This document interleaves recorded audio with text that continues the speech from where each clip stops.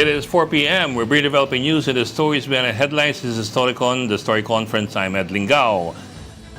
The House Justice Committee focused today on the sufficiency of substance of the third impeachment complaint against VP Sara Duterte.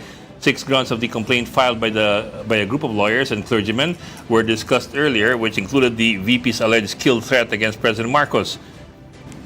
Complaint endorser ML Party List Congresswoman Laila De Lima itemized the VP's actions under culpable violation of the Constitution, plunder, malversation, and bribery. Today's deliberations got heated at some point. There were also off-color comments. This one from Quezon City 4th District Congressman Bong Suntay. Diyan, nasa Shangri-La ako, nakita ko si Ann Curtis. Ang ganda-ganda pala niya. You know, may desire sa loob ko na nag-init talaga. Na-imagine ko na lang kung anong pwedeng mangyari. Pero siyempre, hanggang imagination na lang yon. Pero, di naman siguro ako pwedeng kasuhan dahil kung ano-ano yung na-imagine ko eh. Thank you very much, Madam Chair. A motion was later made to have this comment stricken off the hearings records. 13 voted in favor and 2 against. There was no abstention. President Ferdinand Marcos Jr. says 1,416 Filipinos in the Middle East have sought repatriation amid rising tensions in the region.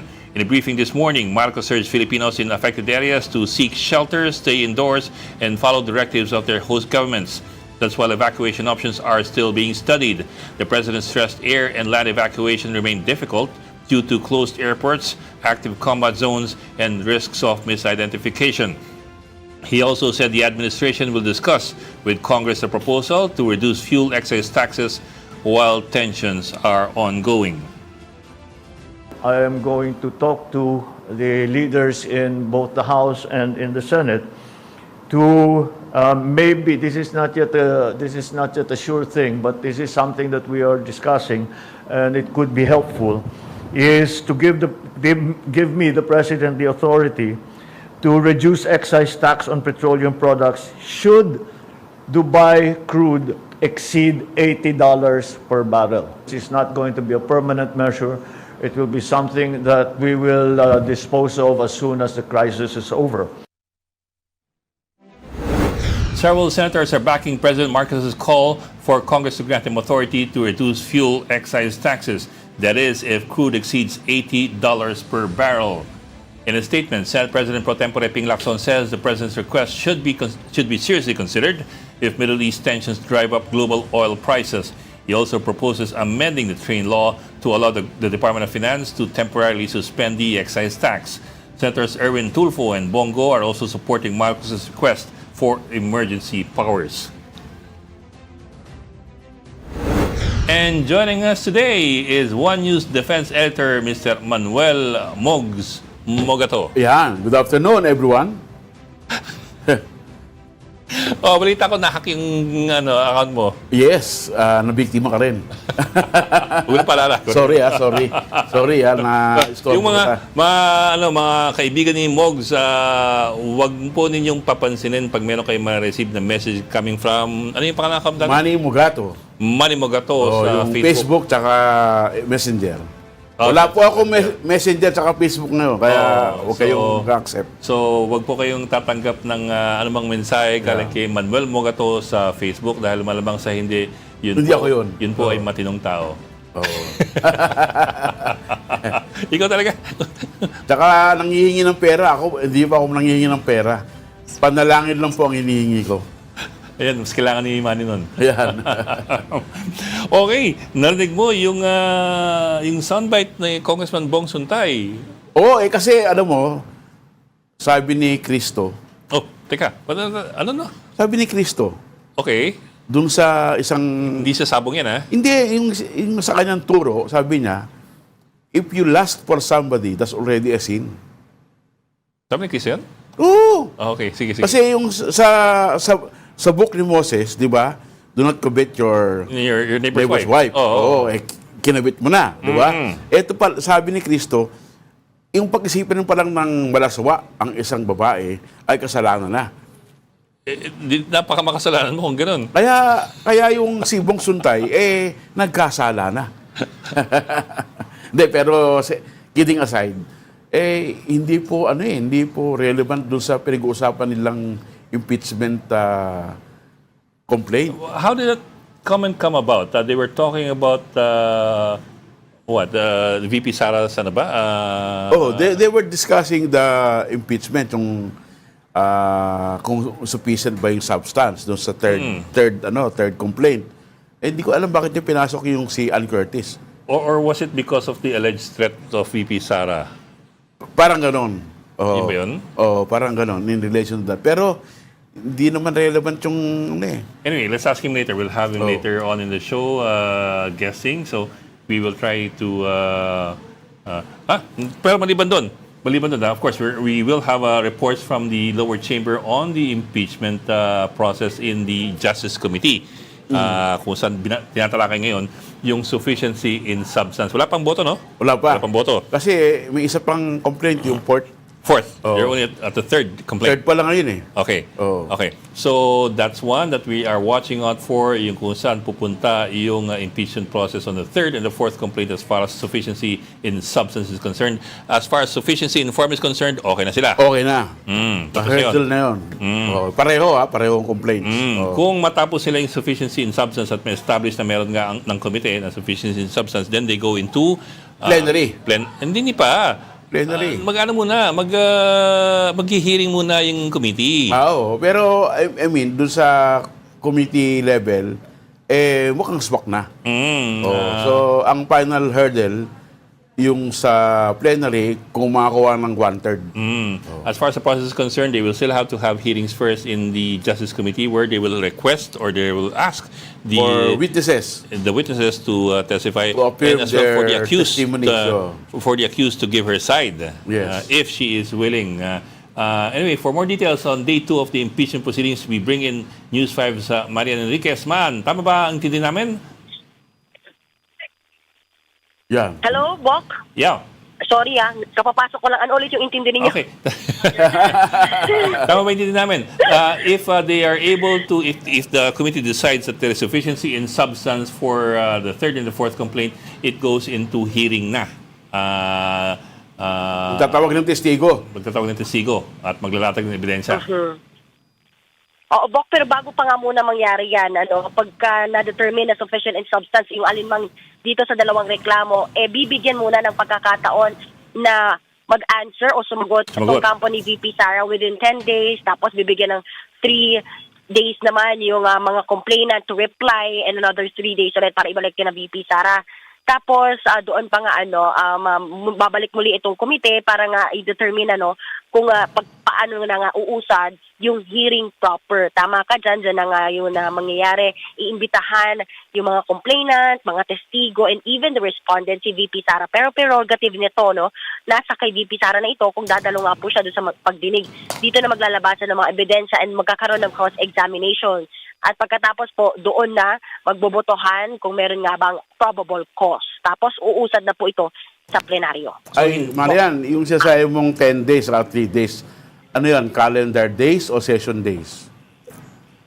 Calendar days naman tayo dito sa pinag-uusapan natin, 10 at calendar 3 days para mag-answer at reply.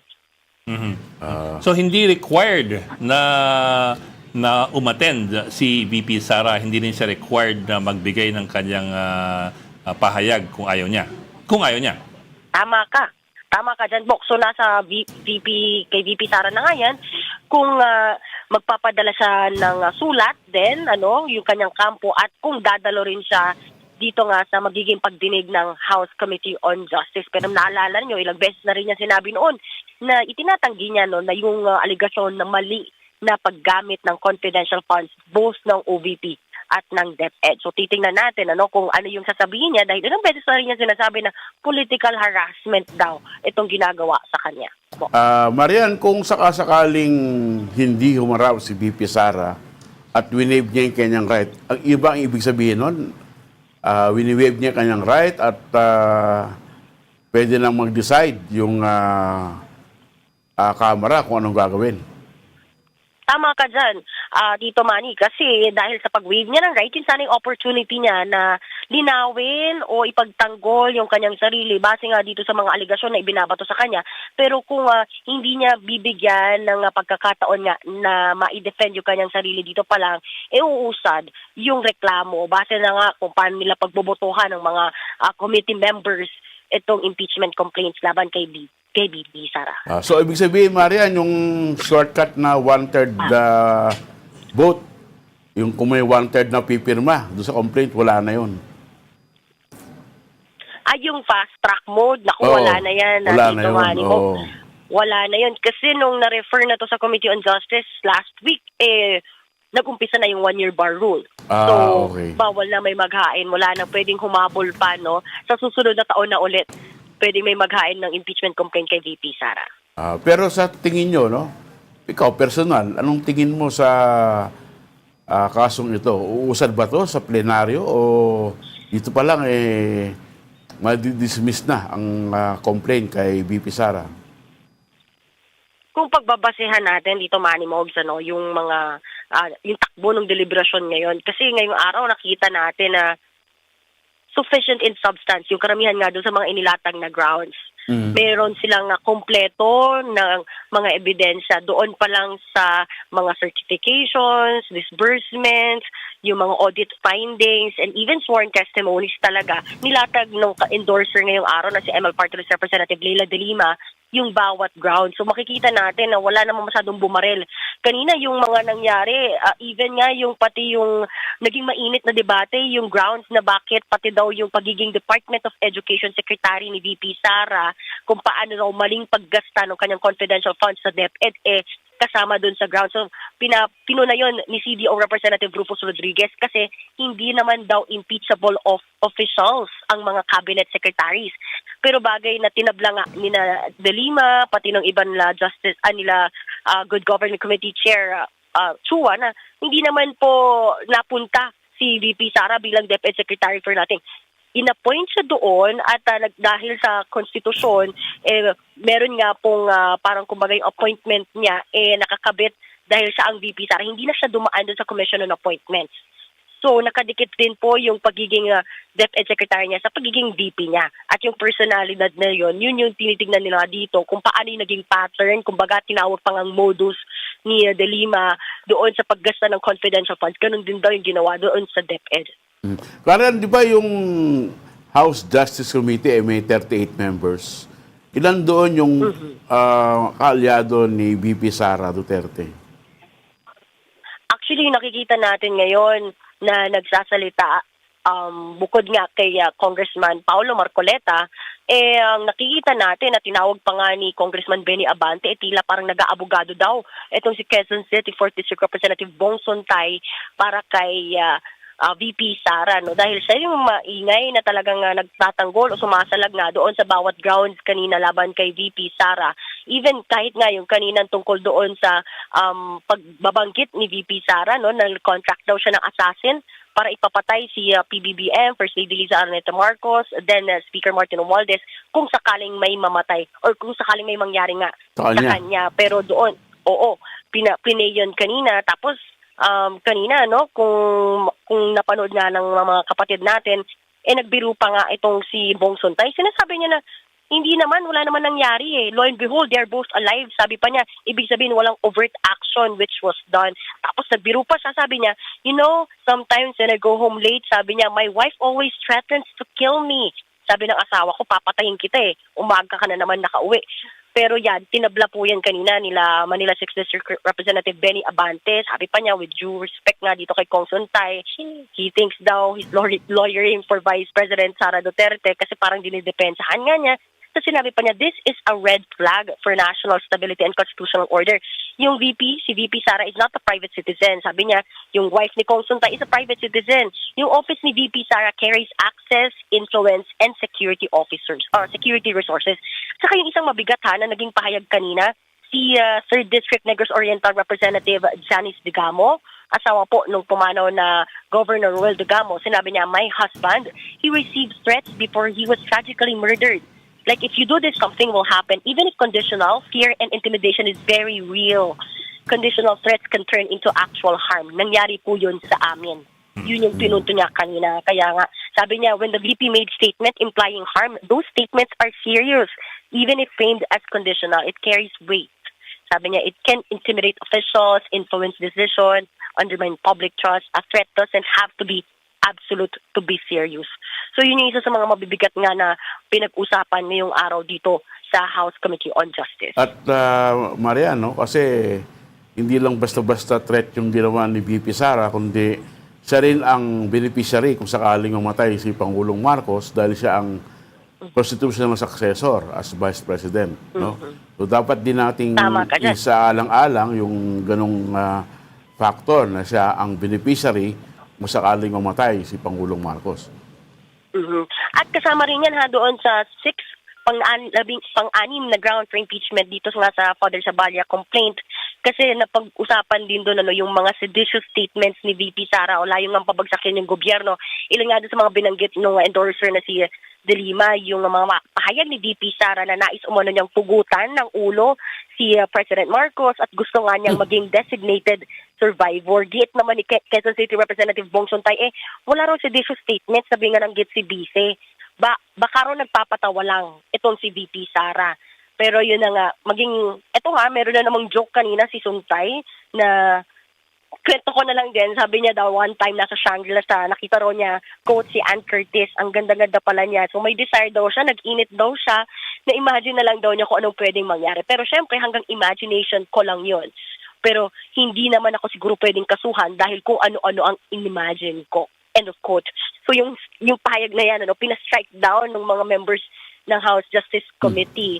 So yun nga, sa botong 13 na pabor, 2 yung tutol, 2 yung nag-abstain, ni-strike down yung statement na yan ni Suntay. Pero man, ano yung context nung pagbabanggit ni Suntay dun sa kay Ann Curtis? That's in relation to which charge dun sa complaint?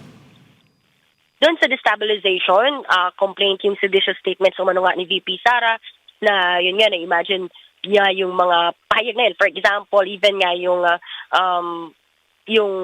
designated survivor and yung pagpapugot nga raw umano kay sa ulo ni Pangulong Bongbong Marcos. Sabi ni nito ni Suntay mukhang yun nga nagpapatawa lang yung bisa tsaka imagination lang yun. Even him meron nga raw siya mga nai-imagine, which yun nga yung kwento niya tungkol kay sa actress na si Ann Curtis. Tingin niya hindi naman daw yun kaso-kaso or kakulong-kulong kumbaga. Talaga ba nagbibiro si VP Sara noon? Ano ba yung context ng kanyang statement na yun? Mukha ba siya nagbibiro o parang yung tatay lang niya na puro biro daw kaya Hyperbole ba yan? may namamalay? O baka nga hyperbole yan. Kasi alam ko, isang press con yun na nagkikwento siya. Even, di ba, nabanggit pang niya kung paano nga daw siyang nilapitan noon ni Senator Amy Marcos para raw samahan na tumakbo nga si Pangulong Bongbong Marcos sa unity team at para tulungan silang maipanalo yung unity team. Yun yung alam kong kwento ng mga, doon yun niya nabanggit yun yung kwento niya to. At yung ipapahukay daw niya, itatapon sa West Philippine Sea, di ba? Yun yung bangkay ni Pangulong Marcos. Pero man, yung dating McCoy. but I suppose it's still within the rights of any member of the Justice Committee or any legislator to as they put it, mag-abogado para kay kanino man para kay even for VP Sara. I mean, I suppose the committee did not find anything unusual with that. The VP does have supporters in Congress in the same way that the VP also has detractors in Congress. Wala naman nakitang problema doon ng komite. Wala naman dahil very generous din sa time itong si Chairperson Jervy Luistro. Talagang binibigyan niya ng pagkakataon na magtanong, magbahayag ng kanilang mga manifestations. Ito nga sina Suntay. And even itong si Congressman Paulo Marcoleta kahit hindi po siya miyembro ng Justice Committee. Ba't siya nandun? Bakit nandun si Marcoleta? Ito nga, tinitingnan natin. Kasi alam ko tinitingnan nga kung maaari ba siyang bumoto, no? Pero pinagbawalan nga rin siya even to give a point of order or point of information. Naalala nyo kahapon, nung Yung may parang premonition. pinuna niya itong sina Kiko Aquino D, yung Tindig Pilipinas. Nandun kasi sila sa committee hearing yesterday kasi nga to formally withdraw and confirm na babawiin na nila yung kanilang impeachment complaint against VP Sara. Tapos pinuna nito ni Paulo Marcoleta kung bakit nga nandun, tapos kung pwede daw palisin kasi nga daw baka magbu or yung ginawa nga doon sa Senado nitong grupo nito, particular nila Kiko Aquino D. Pero sinabla nga rin niya ni Chairperson Chev Luis dahil wala pa namang disorderly behavior yung na ginagawa itong grupo ni Aquino D. Yun nga, medyo may premonition kumbaga yung ginagawa ni Paulo Marcoleta. Ayan, at tinitingnan natin wala siya sa Justice Committee. Okay, so anong step na sila ngayon diyan sa hearing? Are they still on the third impeachment complaint, deliberations on the substance, or have they moved on? Ngayon actually tapos na i-deliberate yung third complaint tungkol sa sufficiency and substance. Babalik po ulit yung komite bukas alas 6 ng umaga para naman pag-usapan talakayin yung fourth complaint. Ito po yung mga inendorso nila Deputy Speaker Paulo Ortega at ni Human Rights Committee Chair Benny Abante. Yeah. At titingnan natin bukas ng hapon pagkatapos naman po isa lang itong fourth complaint pagbobotohan na kung sufficient in substance itong dalawang reklamo. Okay. Bukas may botohan, if at all. Di ba last session din nila bukas eh? Wednesday. Wednesday. So break Congreso, Thursday, Friday, next week, yung mga testigo na. Assuming na they actually, find hintayin pa muna insufficiency. natin yung 10 days, yung pagsagot, reply ng mga kabilang kampo. Okay. So they will release an invitation by next week siguro to VP Sara. O baka at the end ng solicit session. your response. Kung lulusot Kung lulusot yan sa Kung lulusot, substance. yun ang Oo. assumption. Kung lulusot. Okay. So yun ang timeline natin na nakikita Tama. yan sa Kongreso. Tama. Okay. Tama. Tapos may bala ng konti. Baka lang sakaling may naagapa kang chismis yan. Yung, kasi may pahayag si Pangulong Marcos kanina asking Congress To give him power. for special powers to suspend the excise tax on fuel pag pumalo ng 80 ang $80 $80 per barrel. Pero wala ba sa law nun na May law. di ba may law na gano'n? Kailangan ng special powers. Meron na yun eh. Ewan ko lang. Hindi, yung special powers to reduce excise tax, wala yun. Hindi, ano yung nasa law na may pag tumama ng 80 I-suspend. di may batas na. Di ko alam kung ano hinihingi ni Pangulong Marcos. Kasi yung tanda ko parang may batas na gano'n eh. Tanong natin kay Julie mamaya. Na pag pumalo ng 80 ang bariles ng crudo, Automatic.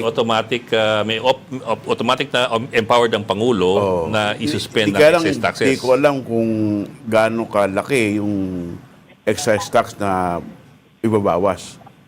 Hindi ko alam kung gusto ni... Suspend mo kasi, that's 10 pesos per liter for kasi gasoline. hindi ko alam kung gusto ni Pangulong Marcos na isuspend lahat. Anyway, Tanong natin kay Julie mamaya. mga 200 billion per year yan, excess taxes and other fuel taxes. 200 billion per year, malaki-laki. Okay na, Marian. Thank you, Marian. Sorry, yung tanong ko sa'yo, hindi ko natanong tuloy. Wala ka ba nababalitaan kung may response ng Kongreso doon? Actually, kanina naglabas na rin ng pahayag itong si House Committee on Ways and Means Chairperson Miro Kimbo. Okay. At suportado nga rin niya itong pahayag ng Pangulo na suspendihin nga yung fuel excise tax sa gitna nga nitong lumalalang tensyon sa Middle East. Pero sabi nga niya, kailangan ng buong Kongreso na magpasa nga na sana ng measure authorizing nga itong Pangulo to suspend the excise tax on fuel during extraordinary circumstances subject to clear and measurable triggers. So I guess mukha pang wala talagang specifically na batas para dito.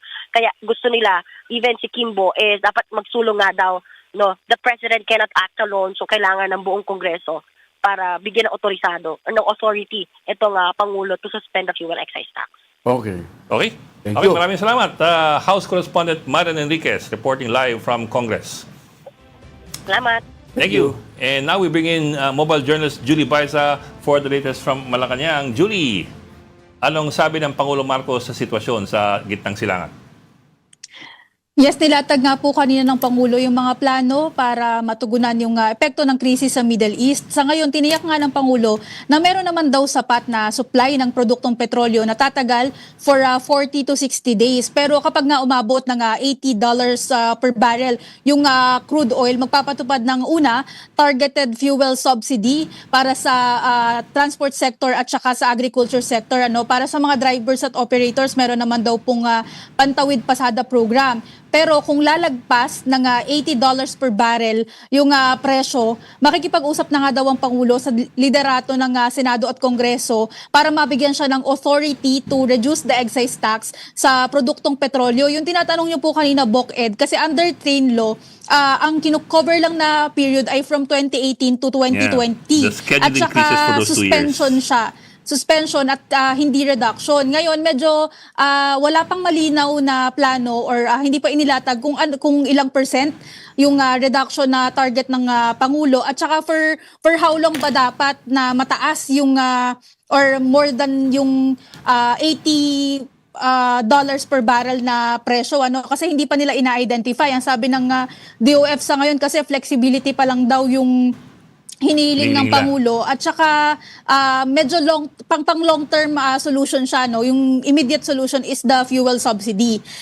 Aside from that, kanina nga po narinig din natin, inutusan din ng Pangulo yung lahat ng ahensya ng gobyerno na magtipid sa konsumo ng energy, kabilang daw yung mga unnecessary na pagbiyahe. Ang publiko pinananawagan din daw po na magtipid at kung maaari gumamit na lang ng public transportation at kung kinakailangan magsasakyan, sana daw wag naman daw mag-isa at punuin daw yung kanilang sasakyan. So usapin naman, Bok, Sir Manny, ng repatriation, aabot na sa 1,416 yung mga kababayan natin na gustong makauwi ng bansa. Pinakamarami po dyan yung mula sa Abu Dhabi na may 586, Dubai rather yung 586, 270 sa Abu Dhabi, 297 sa Israel at 231 sa Bahrain. Aminado ang Pangulo na medyo mahirap nga ataling yung kamay nila sa ngayon kasi sarado pa yung airspace at apektado yung mga airport. Meron din daw po sanang tinitingnan una na ruta na pwede sanang mailabas yung mga Pinoy. Kaya lang nagsarado na rin ngayon dahil nga binobomba na rin daw po, sabi ni PBBM. Maglalagay na rin daw sana ng quick response teams ang pamahalaan sa crossing area yung ginamit natin previously. Kaya lang marami din daw po sa Pinoy nasa Tel Aviv so hindi possible na matravel pa sila dahil malayo sila sa Rafah crossing. Delikado din daw po yung land travel kasi kapag active combat zone, baka kapag nakakita ng maraming sasakyan, may potential na bombahin or atakihin yung mga kababayan natin.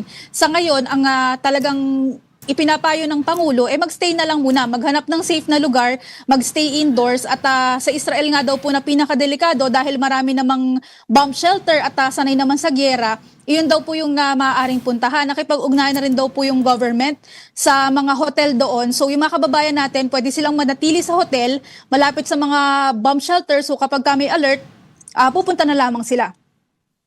So for the moment, wala pang evacuation plans dahil nagsasara pa o sarado pa lahat o karamihan ng mga evacuation outlets? Yes, wala pa tayong plano, either land travel or ayun nga, makapagpalipad. Air or land travel.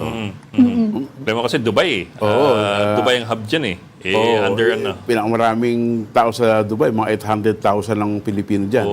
Under attack yung airport. Under attack yung Yung city. airport mismo, maraming Pilipino dyan ang tatrabaho sa airport, no? Para ang nasa NAIA pag nasa Dubai airport ka.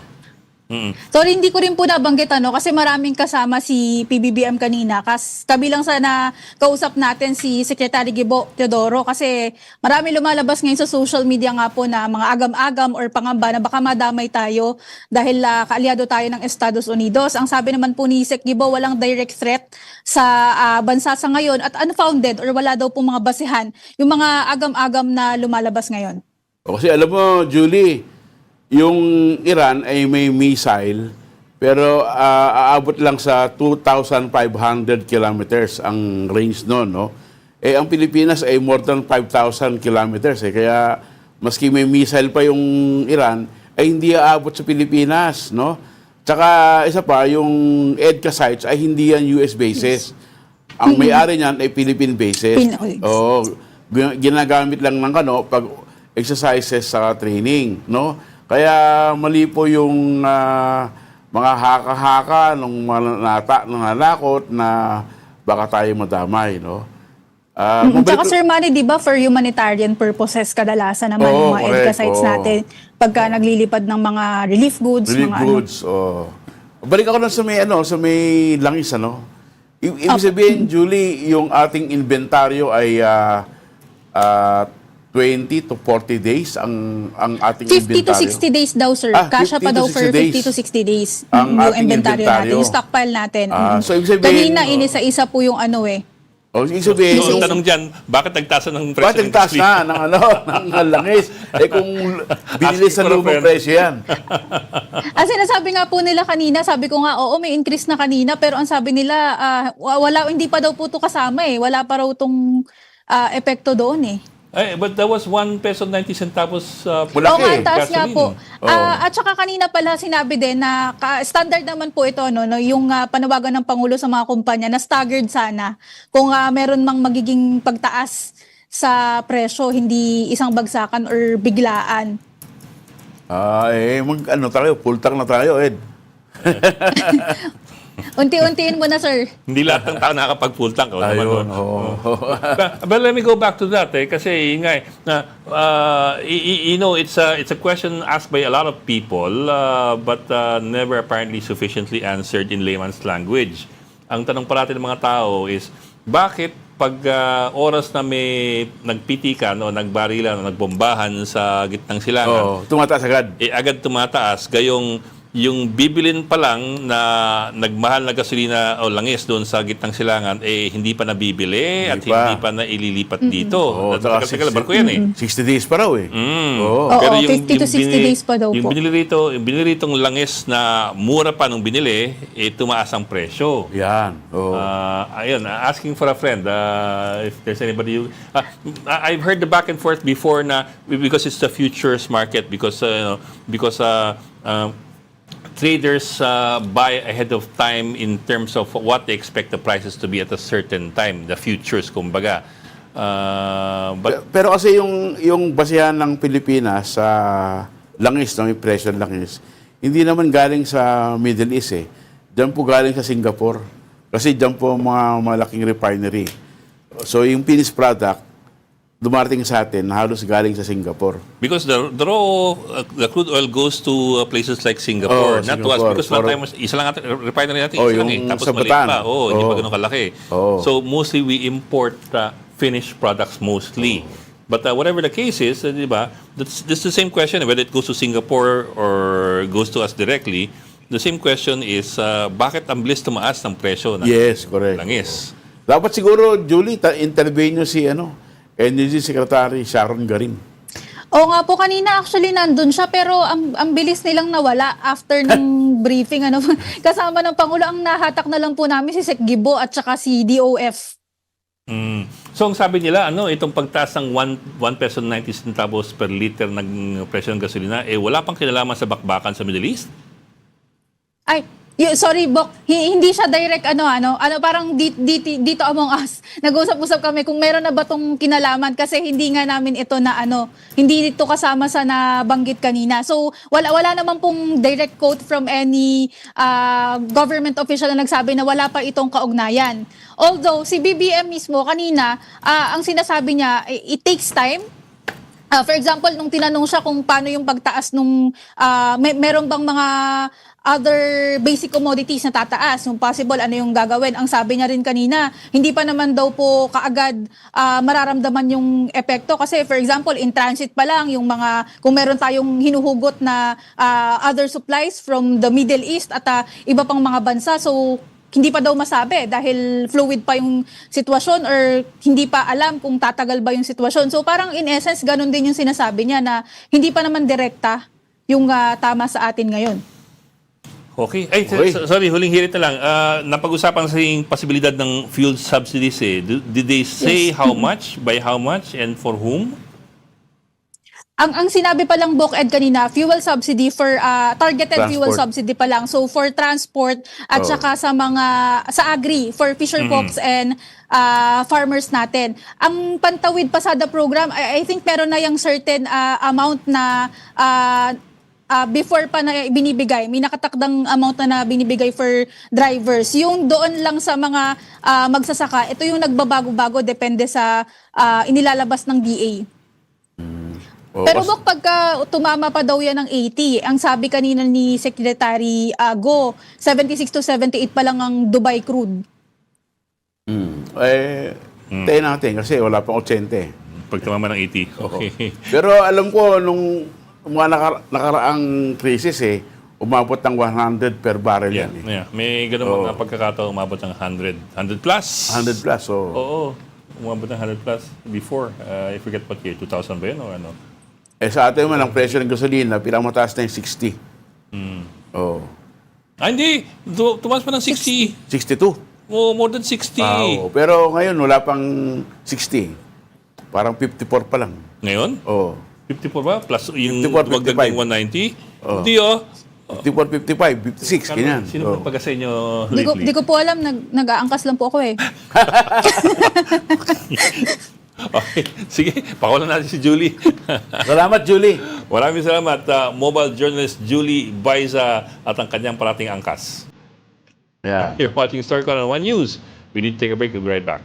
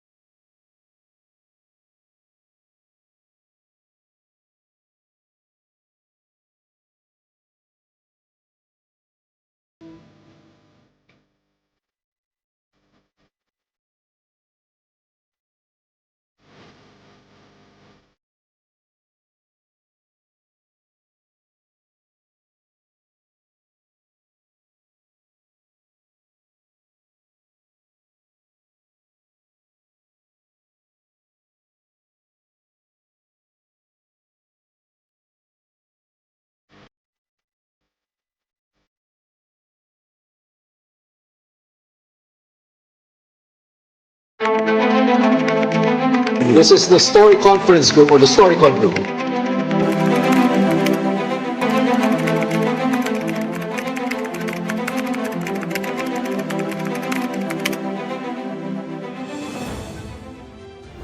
We've got developing news in the stories behind the headlines. Welcome back to StoryCon, the Story Conference. I'm Ed Lingao, and of course with us, One News Defense Editor and Pulitzer Prize winner, Mr. Manuel Manny Mogato. Hello. Again, kung kayo po'y pinadala ng message ng isang Manuel Mogato sa inyong Facebook. Manny Mugato. Manny Mogato. Oo. Hindi po si Manny Mogato yun. Yun, oo. Dahil si Manny Mogato po ay hindi po humihingi ng kahit anong... Pera. Oo. Dasal lang po. Dasal lang daw ang hinihingi ni Manny Mogato. So, nahack po ang account ni Mr. Manny Mogato. Ano lang po? Wala po akong Facebook at Messenger. Public service announcement yun para kay Mr. Manny Mogato dahil Salamat. Oo. nagkakalat ka ng lagim. Oo, Okay. dahil maraming nabiktima eh. Aray. Let's begin our first guest this afternoon. Quezon City 4th District Congressman Jesus Bong Suntay. Magandang hapon, sir, and welcome to StoryCon. Ay, magandang hapon po. Manny, magandang hapon sa inyong dalawa. Yes, sir. Gandang hapon, Congressman Suntay. Thank you for joining us, sir. Kumusta Sir, po kayo? Mabuti naman, mabuti naman. Thank you for asking. Sir, some people were thrown off by what they say were off-color remarks that you apparently made kanina doon sa impeachment proceedings. What prompted that remark about Ms. Ann Oh. Curtis? That was an analogy. You know, yun nga yung sinasabi ko eh.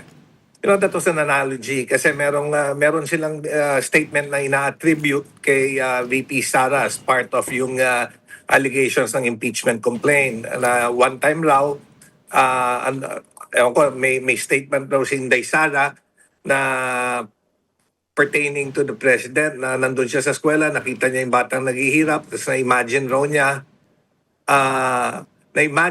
niya na parang gusto raw niyang putulan ng ulo si Pugutan ng ulo. presidente. Ganyan. Now, ang ni-raise ni Congressman Rufus Rodriguez, imagination and desire are not impeachable offense. You cannot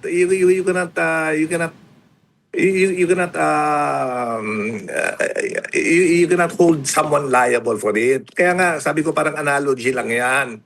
In fact, wala naman ako doon sa Shangri-La. Ang sinasabi ko lang, parang nandiyan ako sa Shangri-La, nakita ko si Ann Curtis, ang ganda-ganda pala niya. So nagkaroon ng desire sa puso ko. Nagkaroon ng desire sa akin at na-imagine ko. Oh. It's an analogy. And there was, alam mo, sometimes nasa pag-iisip ng tao yan eh. Pagka gusto na, ang sinabi ko, so yung imagination at saka yung desire ba yan? Can I be charged or is it punishable? Is it a crime? Is it immoral? Is it illegal? Kaya nga tinatanong ko doon sa komite. So, ano yung immoral doon sa sinabi ko? Well, actually, sir, the question might also be, couldn't you have come up with a better analogy without coming off sounding like publicly saying that you're desiring somebody at nag-init yung iyong katawan? Nasa mga tao yun eh. It depends on how you what conclusion you draw. But what I'm trying to drive at is, there's nothing immoral, there's nothing punishable. Mas masakit pa nga yung kay VP because we want to try to impeach the second highest elected official of a land because of something that she imagined or she desired. Or she desired. Yes, sir. And, Let's look at the analogy. I get what you're saying, sir, but I think we should also dissociate those two issues. One being whether or not the VP committed anything impeachable. That's for the committee to determine naman and the House to determine as a chamber. The other one is your analogy, whether it was an appropriate analogy to begin with. Well, it depends. Kagaya nga sinabi ko, I don't see anything immoral. I don't see anything illegal in those statements. In fact, ang sinabi ko lang nga, nakita ko siya, ang ganda-ganda pala niya, nagkaroon ng desire sa akin at na-imagine ko na lang.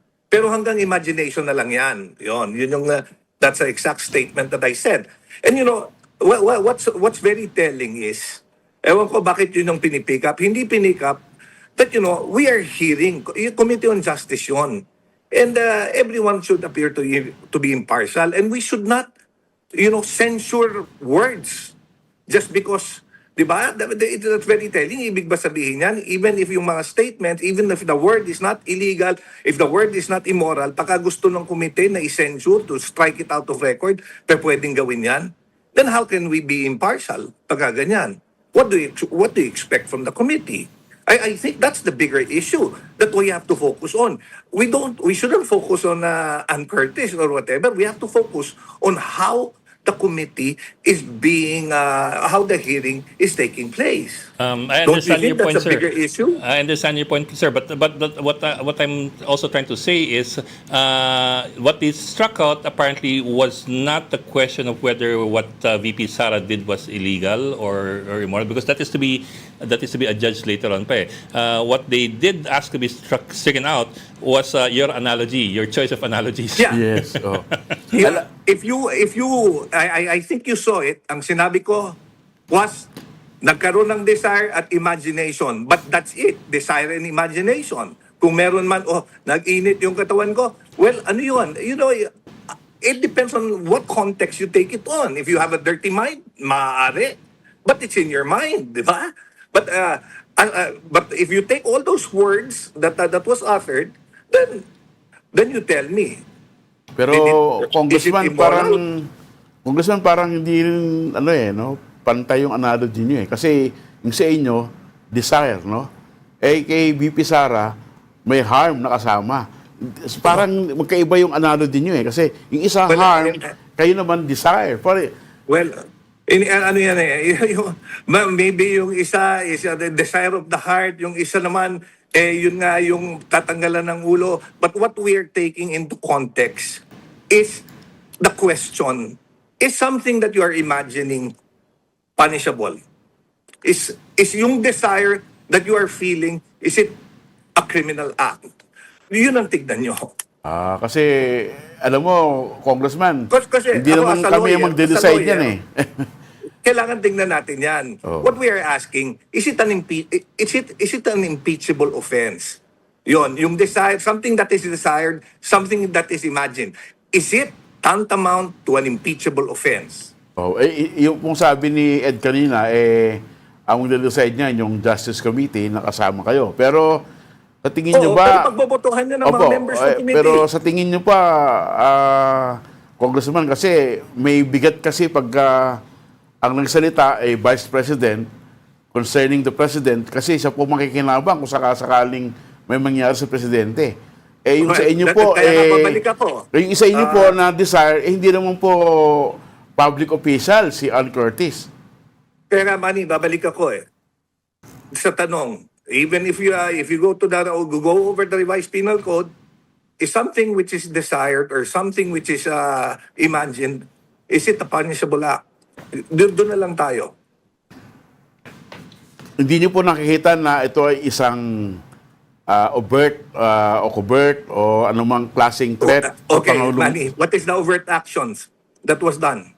Wala pong overt, pero hindi niyo ba nakitang parang ito ay A isang crime threat? can only be committed if there's an overt action. Pero kung threat po, kasi may crime na threat eh. Ang tinatanong natin yung context ng kwento niya. I think you have to view that video message. In fact, ibang video yung pinapakita nyo. Iba ho yan. Ibang video yan. Yan Pakita nyo yung yung- nagkikwento siya. I think that would put it in the proper perspective. Maling video yung pinapakita nyo Pero, Congressman, in the final analysis, sa tingin niyo ba may grounds para ma-impeach si VP Sara base dun sa I think nakita niyong proceedings? You know, I think it's up to the members of the committee to decide kung paano yung appreciation nila doon sa mga allegations. Now, ang lagi ko ngang sinasabi, because I was also there, I was sitting when we were hearing the impeachment complaint kay President Bongbong Marcos. In fact, I voted that the complaint was not sufficient in substance. Kaya nga lagi kong ang pinapaalala sa lahat. You know, the same parameters, the same na ginamit namin when we determined the sufficiency in form and substance ng impeachment complaint against the President should also be used against the Vice President. Meaning to say, the sauce for the goose is also the sauce for the gander. So that hindi kami, lest we be accused of being biased. Well, at least one of your colleagues has accused you of nag-abogado ka raw para kay Lawyering. VP Sara. Now, but let me preface that din. Sadly, ganito I'm being accused of nag-aabogado for VP Sara. But no one is pero when during the hearing nung kay President Bongbong Marcos, why wasn't anyone being accused of nag-aabogado for the president? We have to be fair. I'm Actually, trying sir. to be objective, Yes, as sir. objective as possible. Actually, what I meant to say was you're being accused of nag-abogado for VP Sara, but on the other hand naman, I think that it's the right of every congressman to have a position on this issue. Whether I it's think, that's true. I believe, my vote in since the 18th Congress on measures will show my stand, that I always take a principled stand on what I believe. I think I have a record that would show that. Anyway, sir, yun nga, like I was saying, it's a right and a prerogative of every member of Congress to have a position on this matter, because in the end, you will be voting depending on, of course, your beliefs and your principles individually. So that's right. That's actually not my that's not actually not my question. my question really had to do naman talaga to begin with whether or not that was the appropriate analogy. Well, I think, alam mo, I believe, syempre, magkakaiba tayong paniwala. I think the more important question is to seek for fairness. Mas malaki yung implication ng impeachment proceeding kaysa sa analogy between Ann Curtis and whoever. I think, alam mo, we owe it to the Filipino people. Let's talk about the impeachment proceeding. Let's talk about how the deliberations are moving. I think yan ang mas importante sa mga tao, especially given the situation that we are in now.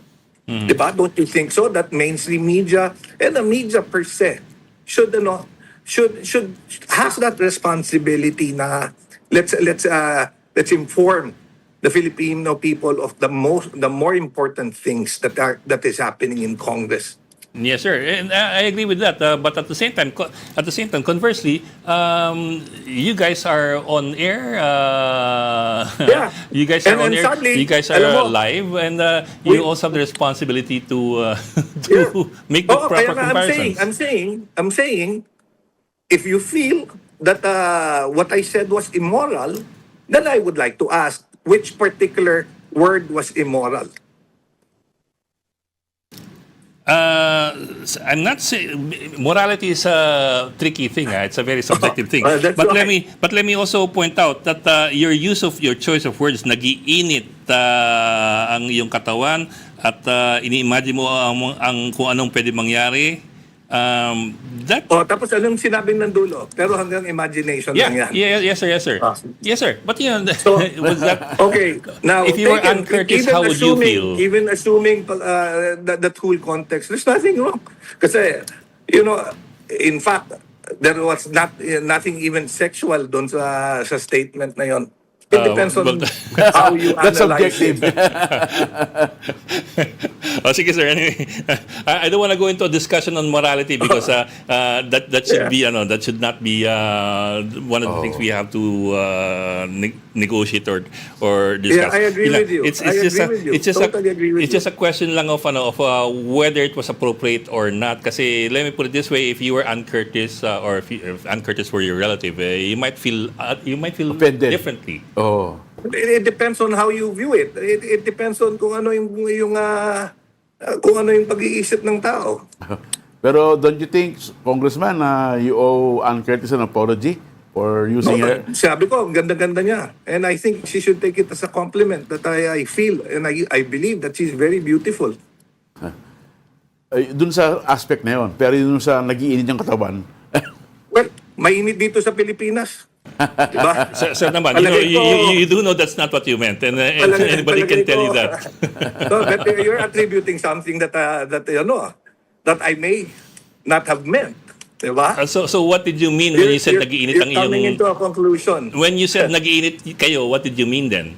As I mentioned, it was an analogy. Yes, sir. It was Ano, not even a real situation. It was not even a real situation. So it was, you never really saw Ann Curtis. No, it was not even a real situation. Diba? Okay. Kaya nga hindi ko maintindihan kung bakit it was an imaginary situation. Kaya nga sinabi ko, Sir- imagination and desire. Sir, the words you chose kanina, nakita niyo si Ann Curtis, hindi niyo sabi na imagine niyo nakita niyo si Sabi Ann ko, Curtis. parang nung nakita ko si Ann Curtis sa Shangri-La, it's not a real it's not a real event. No, you said I saw Ann Curtis sa Shangri-La. Yeah, but it doesn't mean it was a real event.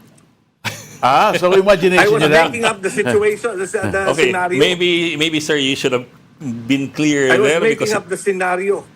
Kasi nga, Okay, analogy. Imagination okay, lang. sige. Well, I suppose we've taken up enough time already with this back and forth on what you're now saying was an imaginary Imagination. meeting as well Yeah. or encounter with Miss Ann Curtis, although that did not come across as imaginary in your soundbite a while ago. But anyway, sir, maraming salamat for joining us this afternoon, Congressman Okay. Jesus Bong Maraming Suntay, salamat. Thank you, Fourth District Congressman. of Quezon City. Okay. So, imagination lang. Imagination. Malisyoso ka lang kasi. Ayun. Oh. Kasi sobrang ganda naman ni Ann Curtis eh. Uy, matatrouble tayo. Don't go there. Hindi, maganda talaga. Kaya siguro, nag-imagine si Congressman. Okay, we're on until 5:30 p.m. Circle will be right back after a quick break. Please stay tuned.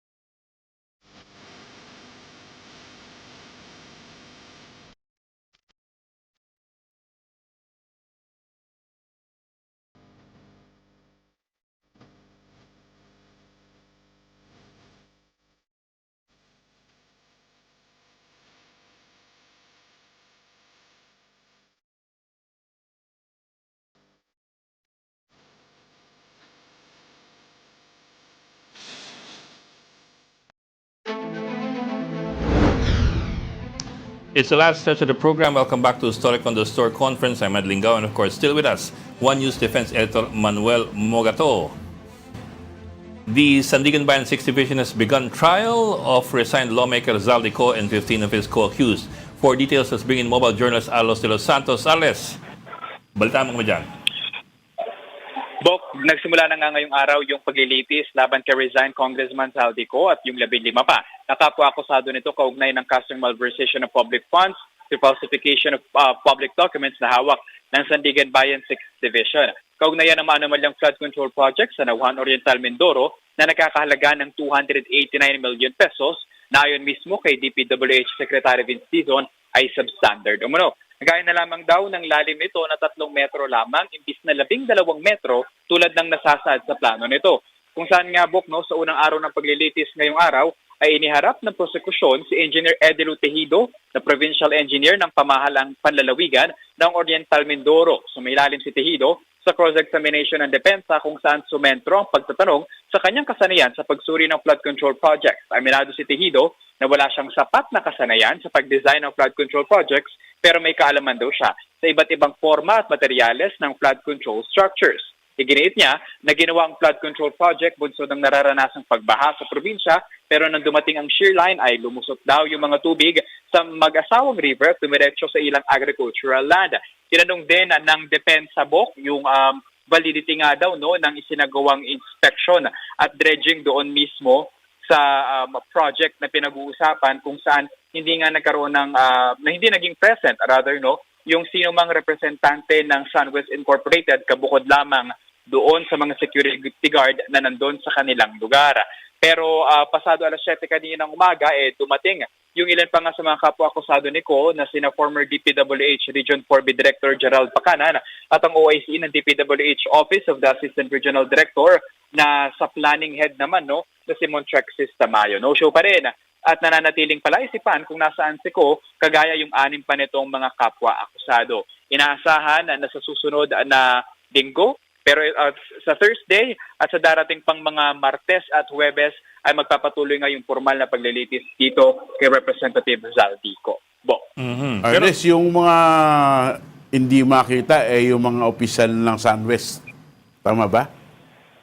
Yes, tama ka dyan, Manny. No? Hanggang ngayon, talagang hinahanap pa rin ito at nakita natin doon mismo sa listahan, no? Still at large yung definition ng Sandigan Bayan sa kanila, no? At yung sa part naman nitong Kayko, at large din siya and walang nakalagay doon na counsel nito. At inaasahan nga natin sana kung darating doon yung legal counsel nito na humaharap at least at sumasagot sa media, no? Na si Atty. Roy Rondain, pero so far walang humarap mula sa kampo nito kanina.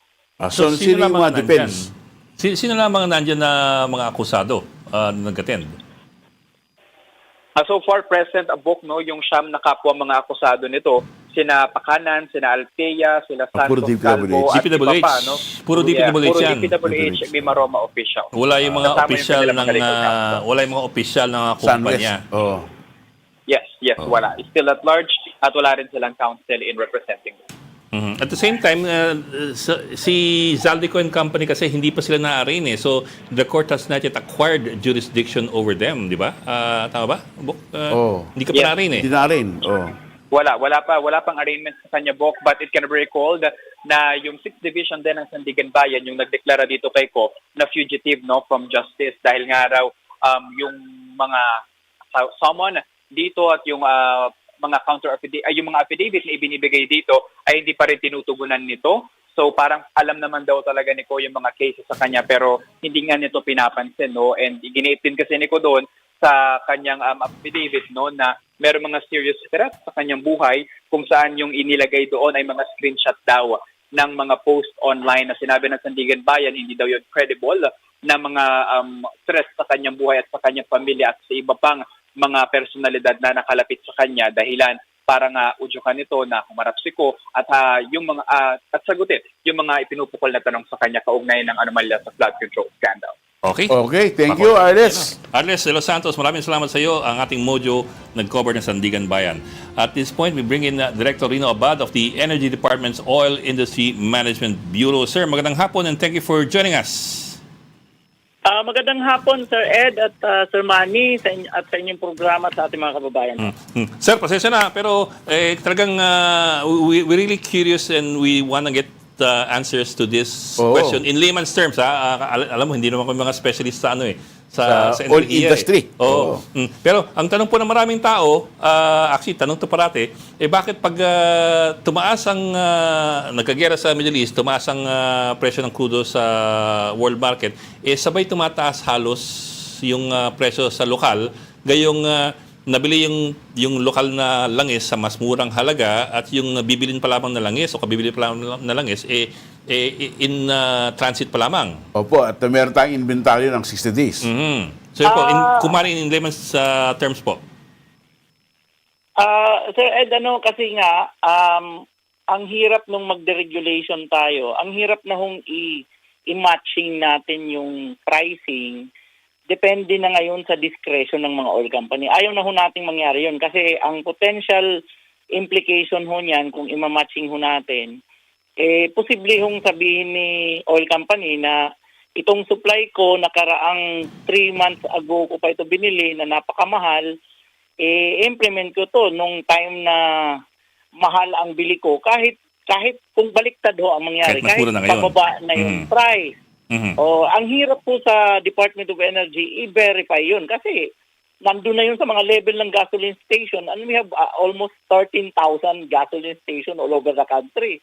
Para tayong wala yatang makakagawa talaga ng matching na yan. So, ang hirap. So, ang atin na lang ho, total, ang sabi naman dun sa batas, i-reflect mo ang movement nung price to be fair. Kung pataas, di itaas mo, pero pag bumaba, ibaba mo rin.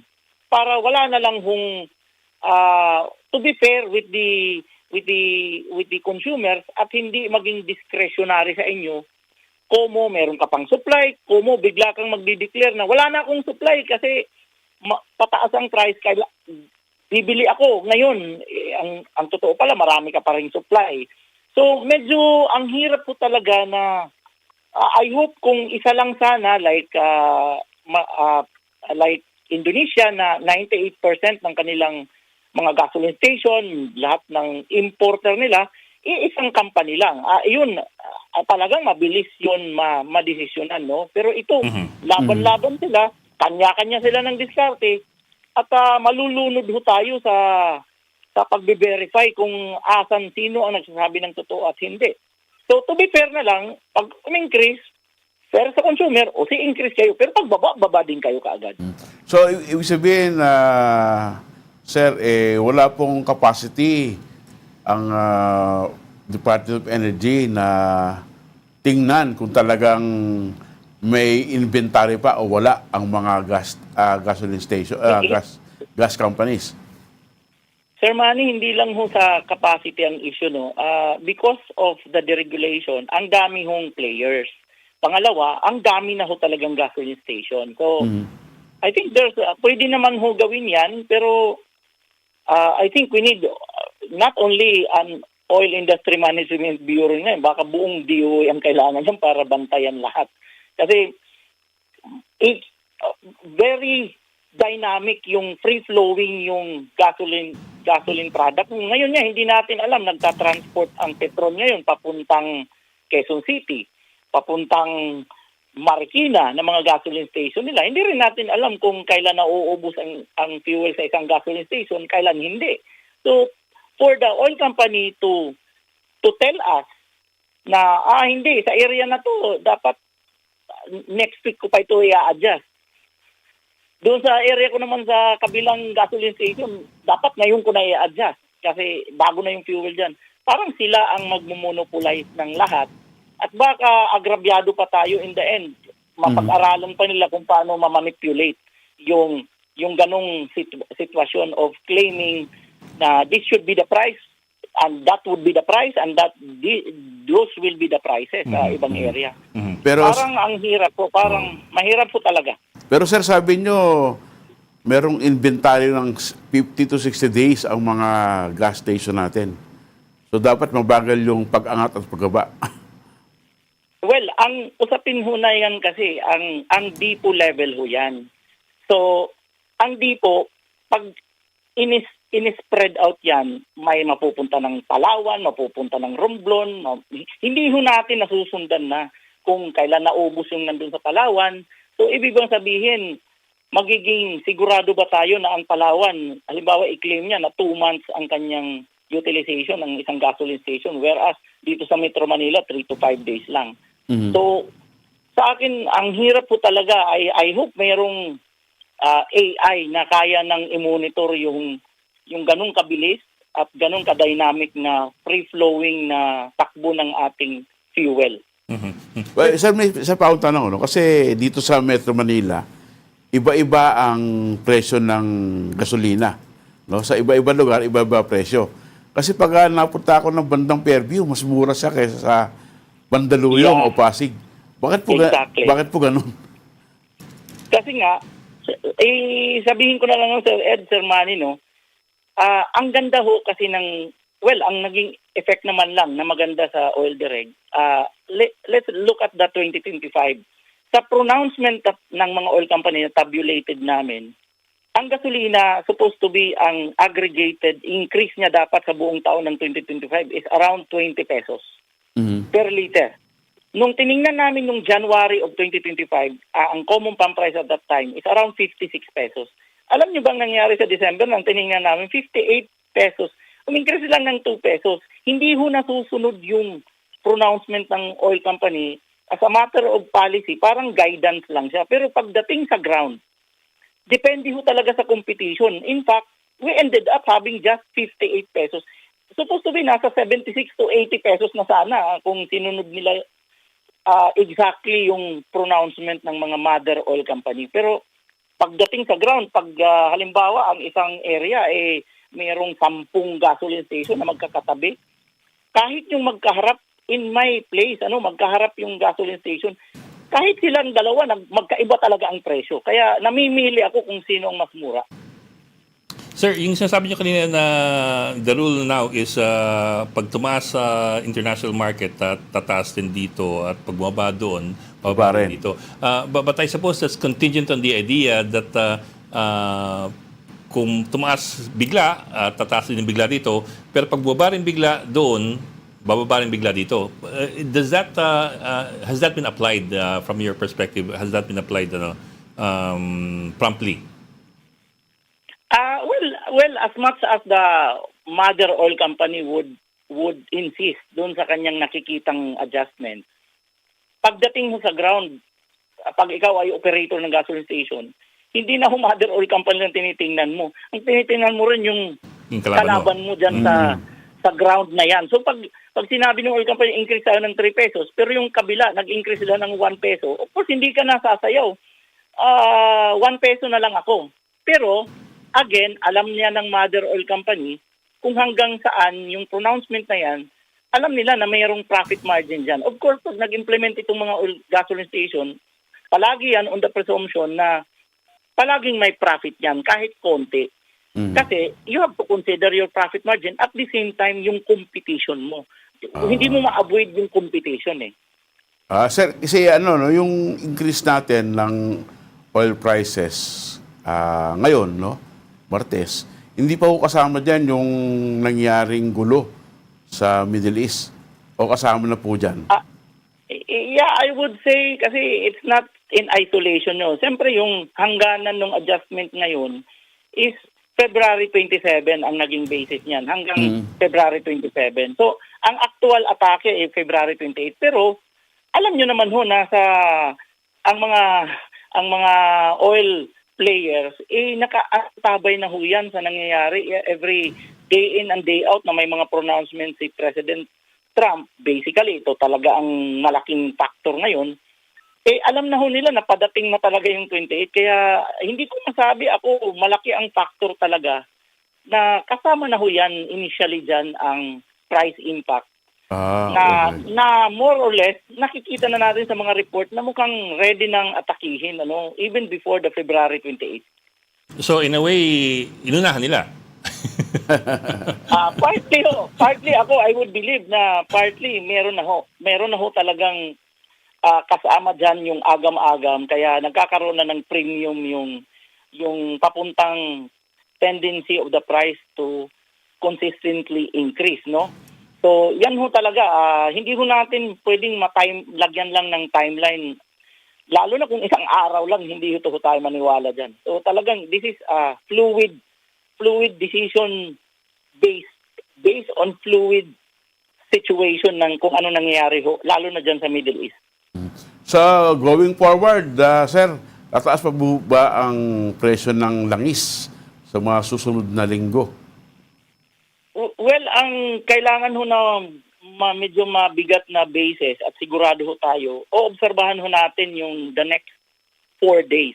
Nakuha na natin yung MAPS price for Monday, yung kahapon. Obserbahan ho natin Tuesday, Wednesday hanggang Friday. By end of Friday, malalaman ho talaga natin kung magkano ang magiging impact next week. Pero kung sakasakali po na bawasan ng ating gobyerno ang excise tax sa langis, so may posibleng bumaba po ang presyo. Malaki ho ang ibababa. Kasi, for example, sa gasoline na lang, 10 pesos so ang excise tax dyan. So, kung mag-i-increase ho, well, ang presyo natin ngayon sa gasolina is around 60, no? Kung mababawa, balik ulit tayo sa 50. So, malaking buffer ho yun ang impact doon sa, kung mag-i-increase, nakabalik ka ng 50. Kung mag-i-increase ng 5, at balik ka lang uli ng 55. Malaki hong bagay yun, napakalaki ho. Pero magkano sir yan, kung per year basis, magkano yung value na yan? Gasolina lang, for example, kung tanggalin, suspended na excise tax sa gasolina for the entire year, how much would that amount to in terms of revenue lost? Well, subject to subject of course sa DOS tayo talaga, but kami ho, mayroon lang kaming in-house na estimate. Historically nakikita namin mga around 150 billion ang excise tax. And 150 billion din yung value added tax. So dalawa ho kasi yan na taxes na nandyan sa ating component ng pump price. So yan ho ang mga estimate dyan. So i-divide na lang natin ho on a monthly basis. Yun ho ang nasa around 300 billion pesos ho. But that's for both kinds of taxes, excise and VAT. Excise. Yes, yung dalawa na ho yan. So, Oo. ngayon, kung ililimit yung bawas, for example, sa diesel lang, ibang usapin ho yan. Kasi Mas sa malit sa diesel diesel, eh. lang, talagang hindi siya aabot ng ganong kalaki ang ating estimate dyan. Sir, so yung excise tax sa gasolina is 10 pesos per liter, no? Yung VAT din ba sa gasolina is mga ganun din? Mga 10 pesos din? Sumasayaw, Sir Ed, kasi alam mo Bagay, naman value natin added, na eh. yung consumption tax yung VAT, that is over and above 12% dun sa selling price. So, pag nagmamahal, gaya ngayon, tumataas ang Yeah. ang VAT. value, Yeah. ang Oo. amount. Kasi 12% kasi siya, hindi siya gaya ng excise tax Yeah. na Fixed. fixed ang amount. Yeah. Ito Yeah. depends on the value of Basta it's always 12%. For example, 60 pesos. That already includes the 12%. So, i-divide mo na yan ng 1.12, i-times mo yung 12% dyan, alam mo na kung magkano ang VAT. mathematics tuloy. Oo. Yes. Oh, hindi, iba talaga yung VAT kasi depende sa presyo. Yeah. Value added eh. Nakadepende kasi percentage po siya. Oo. Unlike yung specific taxes, like an excise tax, it depends on the volume. Yeah. Yes. It doesn't matter kung ilang volume, basta kada per liter, 10 pesos po yan. O 10 pesos. So. Pero malaki yun kasi 10 pesos Sa gasolina po yan. Sa gasolina. Gasolina. Sa Kasi hindi diesel, lahat naman. sa diesel po, magkano ang excise tax? Ang diesel ho natin kasi, 6 pesos lang. Ang kerosene, 5. Ang LPG, 3 pesos. Mas mura pala. Oh. Yeah. Yes. Okay, sir. Teka, before we let you go, so we'll find out by Friday, I suppose. At least you will find out by Friday kung ano yung Magkano tataas? magiging prognosis for next week. Opo, kasi kompleto na yung 5 trading days. Oo. At more or less, ma-average na ho namin ang estimate na increase next week. But I know it's only day 2 today. What does it look like? Is it stable or has it gone up? Sir Ed, sa press con kanina ni Secretary, ayaw niyang i-preempt, no? Kasi Bagay, pangalawang araw pa lang. talaga, isang araw pa lang ho. We're hoping na bumaba. Pero mataas ho ang chance na mayroong increase again. Oho. Kasi parang sa world crude, parang tumaas ng 13% kahapon eh. Yung oil. Yan na lang. Diyan na lang ho siguro. Ang taas ho is around $10 per barrel. Kahapon po. Sa Friday last week na level versus, sa isang araw lang ha, versus Monday of this week. Okay. So, malakihan na ho. Yun na nga ho talaga ang tinitingnan natin na ayaw naming i-preempt kasi baka naman bumaba pa hanggang Friday. Sir, napaka-optimistic naman eh.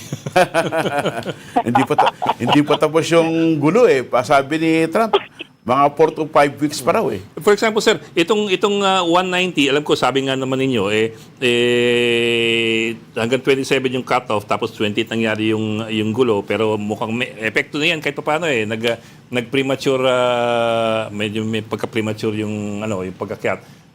Does this really factor, for example, yung closure ng Strait of Hormuz? Yeah. Yes. So, napakalaking factor yan kasi kung Sir Ed, kung isolated lang ito kay Iran is just exporting 1.71 million barrels per day dun sa 2025 average export niya. Yan ay just around 1.61% sa global supply/demand on a daily basis ng oil. At around 105 to 106 million barrels per day. So, wala yan lang ho, ang isolated lang ang sitwasyon ngayon kay Iran.